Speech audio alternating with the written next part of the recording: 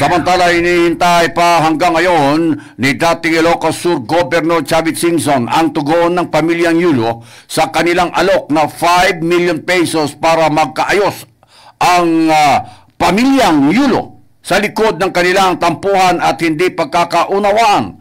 Ayon sa dating gobernador, hanggang ngayon hindi pa siya nakakatanggap ng anumang response o tugon mula kay Carlos. Iginiit ni Singson na kailangan magkabati muna ang mga magkapamilya dahil sa ang pamilya pa rin anya ang pinakaimportante sa lahat. Magugwitang kasabay ng pagkapanalo ni Carlos ng 2 gintong medalya ay sa nakalipas na Paris Olympics ay naging usap-usapan din ang lumalalang hidwaan sa pagitan po ng dalawang mag-ina.